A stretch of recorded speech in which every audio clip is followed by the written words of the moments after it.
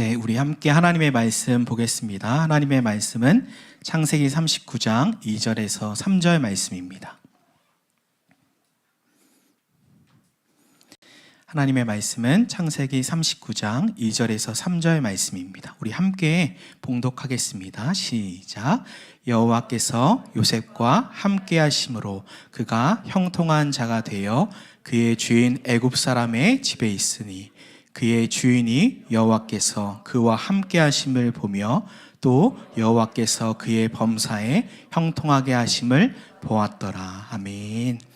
네, 오늘 말씀의 제목은 형통이라는 제목으로 함께 말씀을 나누겠습니다. 반갑습니다. 저는 현재 용인 동백에서 위드처치를 개척하고 사역하고 있는 장사나 목사입니다. 제가 가끔 다른 목회자나 성도님들을 만날 때 감리교단 아니세요? 라고 물으면 여쭤보시면 제가 장로교 합동교단입니다 라고 말씀을 드리면 깜짝 놀랍니다.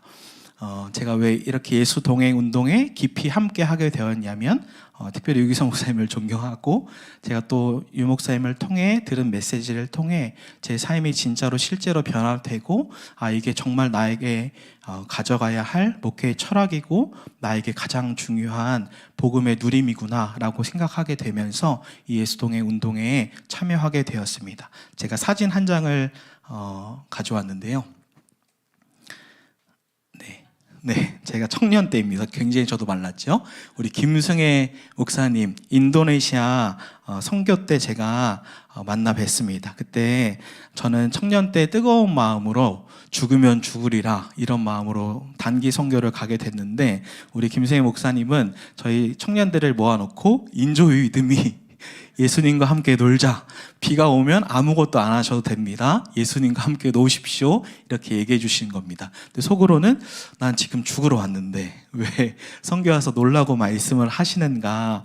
제가 이 일주일 동안 인도네시아에서 선교를 함께 하면서 정말 김승혜 목사님이 너무나 따뜻하시고 정말로 예수님과 친밀하게 동행하시는 분이구나 라는 걸 느끼면서 마지막 지금도 생생히 기억나는데 그 인도네시아 자카르타 공항에 습기가 가득했는데 그때 제가 조용히 김승혜 목사님께 가서 목사님 저의 멘토가 되어주십시오 이렇게 말씀을 드리니까 목사님께서 꼭 안아주셨습니다. 근데 선교사님이시기 때문에 만나 뵙기는 힘들 수 있겠다라고 생각했는데 곧 한국 안식년으로 한국으로 오시게 됐어요. 그래서 제가 다시 목사님 댁에 찾아가서 이렇게 1대1로 대화를 하고 그때도 이렇게 코수염이 가득하셨는데 이건 인도네시아 커피야 하면서 이렇게 쭉 내려주셨습니다.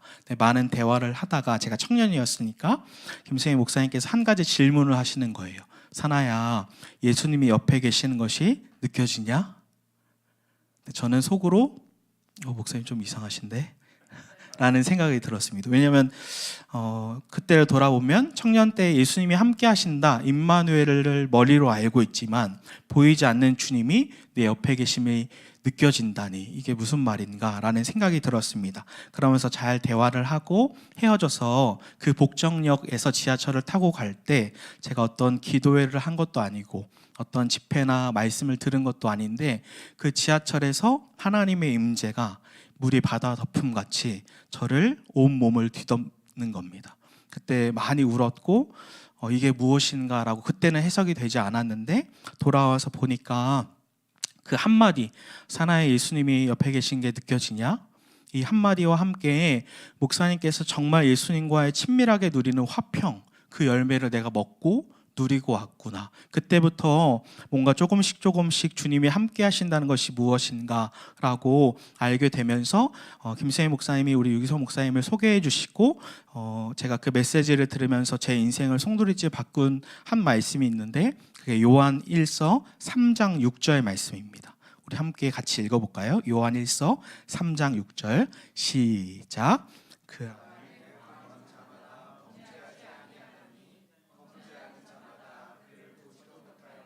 그를 알지도 못하였느니라.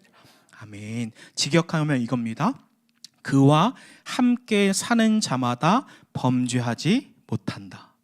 다시 말하면 예수님과 함께 사는 자마다 범죄하지 못한다라는 말씀입니다. 저는 그 첫 메시지를 들었을 때 망치로 얻어맞은 것처럼 충격적이었습니다. 어떻게 죄를 안 지을 수 있지? 예수님과 정말 함께 살면 죄를 짓지 않을 수 있는가? 이 말씀을 저의 마음에 새기고 이제 그때부터 믿음의 실험을 하기 시작한 겁니다. 제가 곧 결혼을 하게 되고 전도사가 되었는데도 어느 날 제가 음란한 죄에 넘어졌습니다. 너무 부끄러운 죄죠. 전도사인데, 사역을 했는데, 결혼도 했는데, 제가 그래서 하나님 앞에 회개하며 기도할 때 주님이 저에게 한 가지 주셨던 마음은, 사나야 너 그거 아내에게 마음을 나눠라. 주님, 저는 못합니다. 너무 부끄럽고 수치스럽습니다. 그때는 한 번만 말씀하게 하옵소서 이 메시지를 못 들었기 때문에 주님 저는 못합니다 할 때 주님이 끝까지 끈질기게 말씀하신 것 같아요. 그때 정말 아내에게 얼굴도 못 든 채 너무나 부끄러워서 여보 내가 이러한 죄를 지었어. 용서를 구해요. 그리고 내가 이 죄에서 승리할 수 없다면 더 이상 목회자의 길을 갈 수가 없을 것 같아. 왜냐하면 설교하는 것과 나의 삶이 달라지기 시작할 때 나는 사꾼이 되기 때문에 못 갈 것 같아요. 그때 아내가 저를 파도와 같은 사랑으로 용서해주고 서로 끌어안고 울면서 같이 서로를 위해서 기도해 줬습니다. 또 어느 날 시간이 지나서 이 믿음의 실험을 해갈 때 저에게 동일한 죄의 유혹이 왔을 때 제가 또 죄에 반응하려고 했습니다. 근데 그 순간 제가 입 밖에서 이렇게 내뱉었어요. 아, 죄를 지을 수 없구나. 왜냐하면 제가 혼자 있는데 입 밖에 탁 나온 거예요. 아, 죄를 지을 수 없구나. 왜냐하면 정말 그 순간 주님이 함께 계심이 믿어졌습니다. 그리고 주님이 제 옆에 분명하게 저를 보고 계시는 게 너무 강력하게 의식되었고 온 몸으로 예수님이 느껴져서 내가 죄를 짓지 말아야 되는데 이게 아니라 내가 지금 죄를 지을 수 없구나라고 고백했습니다.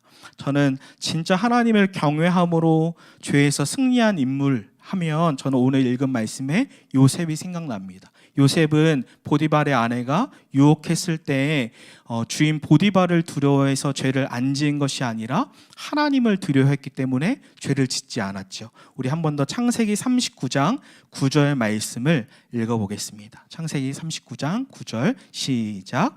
이 집에는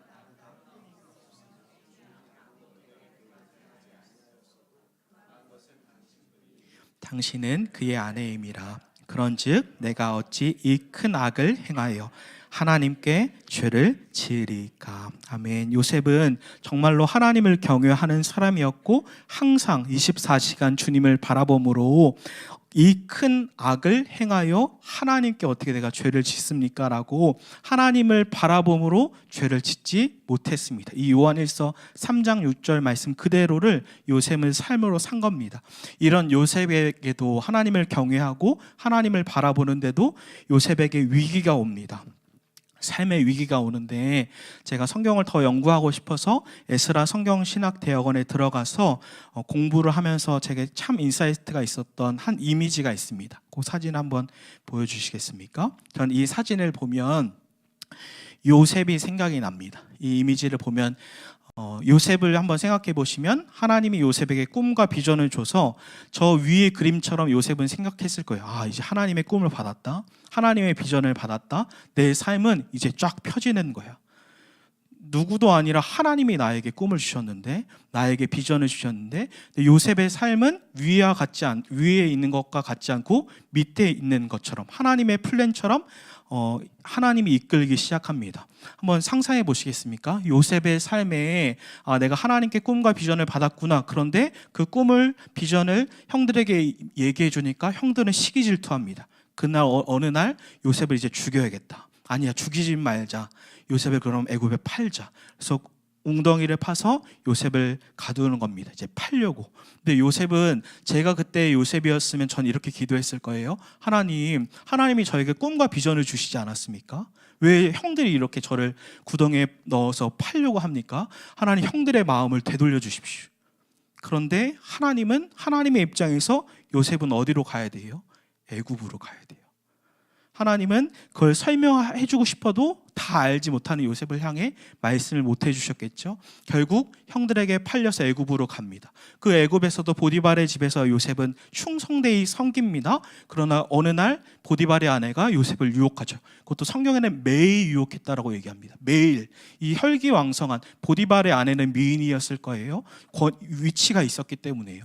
뿐만 아니라 요셉은 혈기왕성했겠죠. 근데도 하나님을 경외함으로 죄를 지을 수 없습니다. 그런데 웬걸요? 이 요셉을 누명을 쓰고 감옥에 가게 되는 거예요. 그때 저라면 요셉이라면 하나님, 저는 죄를 짓지 않았습니다. 저 하나님을 경외했습니다. 하나님을 바라봄으로 죄를 짓지 않았습니다. 이 누명으로부터 벗어나게 해주세요. 그런데 하나님은 요셉을 아니야, 너는 감옥으로 가야 돼. 그 감옥에 가서도 요셉은 충성되이 했습니다. 술 맡은 관원과 떡 맡은 관원의 꿈을 다 해석해 줬습니다.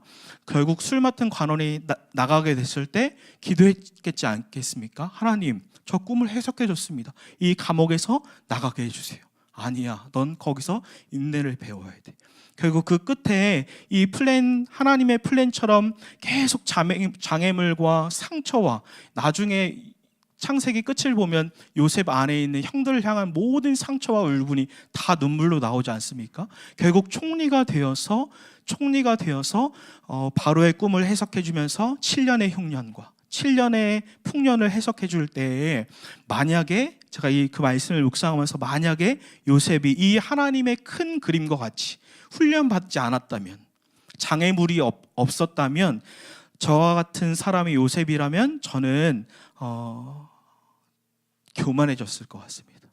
하나님의 자리에 올라가고 악해지고 변질되어서 7년의 흉년은 그냥 배고파 금식 정도가 아니라 1년의 흉년, 2년의 흉년, 3년의 흉년, 7년의 흉년이면 인육까지 먹습니다. 사람의 자식까지 먹을 수 있을 정도로 사람의 눈이 돌아가는데, 만약에 요셉이 하나님의 큰 그림 안에 훈련받지 않았더라면 악한 총리가 될 수 있었겠죠. 그것을 이용해서. 근데 요셉은 그렇지 않았죠. 하나님의 큰 그림 안에 그 모든 고난이 와도 하나님과 함께 그 장애물들을 뛰어넘으며 결국에는 그 지혜롭게 7년의 풍년, 7년의 흉년을 잘 해결할 수 있었던 거죠. 오늘 본문 창세기 39장 2절에서 3절 말씀을 우리 한 번만 더 읽어보겠습니다. 2절에서 3절 시작. 여호와께서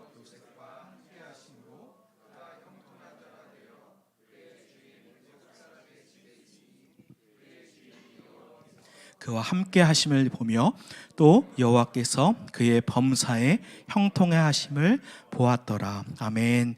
여기서 형통, 우리가 형통하면 그냥 마냥 잘 되는 인생, 부자가 되는 인생이라고 생각할 수 있지만, 여기서 형통이라는 히브리어 찰라흐라는 단어는 장애물을 뚫고 지나가다, 장애물을 뛰어넘다라는 겁니다. 뜻입니다. 즉 무엇이냐면 요셉의 삶은 하나님의 손을 꼭 잡고 장애물이 올 때마다 그 장애물을 주님과 함께 뛰어넘은 겁니다. 상처가 와도 아픔이 와도 그걸 견디면서 주님의 손을 꼭 붙잡고 그 장애물들을 하나하나 뛰어넘어서 하나님의 큰 그림 안에 요셉이 귀하게 쓰임받을 수 있었던 거죠.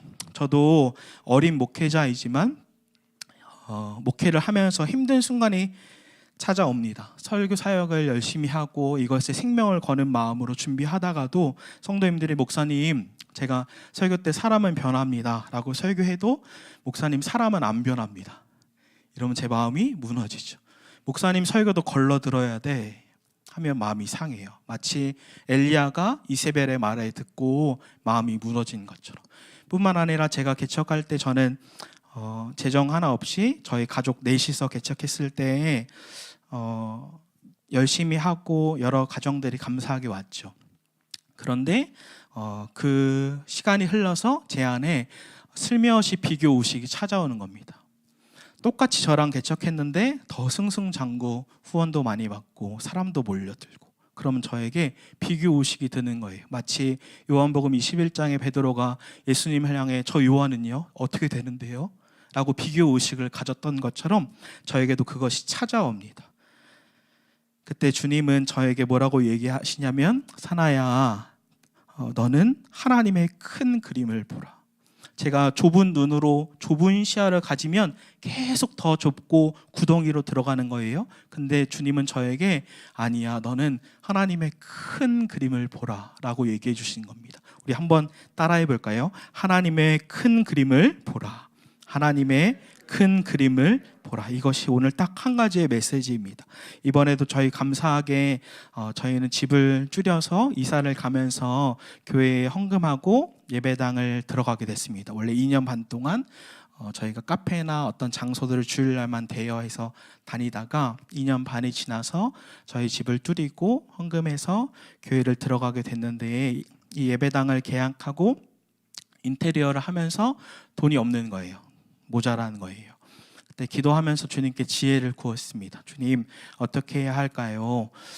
라고 구했을 때, 그때 기도는 주님께 돈을 구하진 않았던 것 같아요. 주님께 지혜를 구했던 것 같아요. 그때 한 목사님을, 개척한 목사님을 우연히 만나서 개척에 대한 이야기를 하다 보니까, 이 목사님은 개척할 때 인테리어 할 때 이런 재정들을 후원을 요청하셨다는 거예요. 제가 그 이야기를 들으면서 그럴 수도 있구나, 요청해 볼 수도 있구나 라는 생각이 처음 든 겁니다. 그러면서 몇 교회나 또 지인분들에게 이걸 요청해 봐야겠다. 물론 교회 사정들이 다 대부분 어렵기 때문에 대부분이 거절당했고, 임동현 목사님도 저에게 기도 한 페이지로 기도로 해서 정리해서 주세요 라고 말씀해 주셔서 제가 드렸고, 목사님께서도 박리부가 사모님께 기도 모임에 요청을 하셔서 재정은 말할 수 없지만 너무 큰 금액을 저에게 후원해 주셨습니다. 그날 밤에 저도 아내도 같이 울면서 하나님은 이 지혜를 구한 자에게 주시는구나, 그러면서 울지 않겠습니다 하면서, 그때도 주님은 저에게 동일하게 사나야,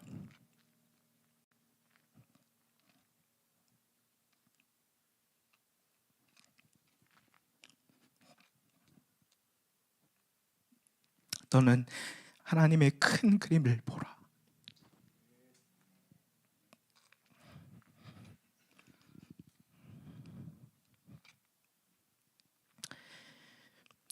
요셉은 하나님의 큰 그림을 보았고, 요셉은 하나님의 큰 그림을 보았지만 다 알 수는 없었습니다. 인간이기 때문에 저도 하나님의 큰 그림을 보지만 다 알지는 못합니다.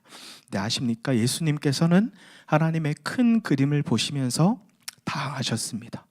예수님께서 이 땅에 성육신 하시면서 또 제자들을 공생애 동안 사역하시면서 그렇게 말 안 듣는 제자들 뿐만 아니라 제자에게 배신을 당하면서 예수님은 다 아셨는데, 하나님의 큰 그림을 보시면서 다 아셨는데,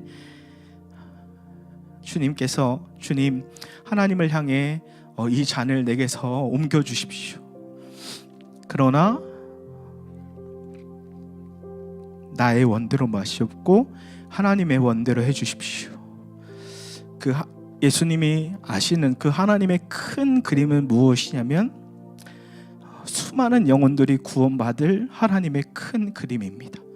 전 인류의 죄를 다 담당하시는 하나님의 큰 그림입니다. 제자들만 구원하는 게 아니라 지금에 있을 장사나까지, 지금에 있을 우리들까지, 우리의 자손들까지, 우리의 다음 세대까지 전 인류의 죄를 다 끌어안으시고 구원할 하나님의 큰 그림을 다 아셨는데도 순종하셨습니다. 그뿐만 아니라 우리 안에 들어오셔서 심지어 떠나지도 않으시고 24시간 영원토록 동행하시는, 그 에덴 동산의 첫 아담과 동행했던 것을 회복하기를 원하는 하나님의 큰 그림을 주님은 다 아시고 순종하셨습니다. 우리 마지막으로 한 번 더 외쳐볼까요? 하나님의 큰 그림을 보라. 하나님의 큰 그림을 보라. 우리 함께 찬양하고 기도했으면 좋겠습니다.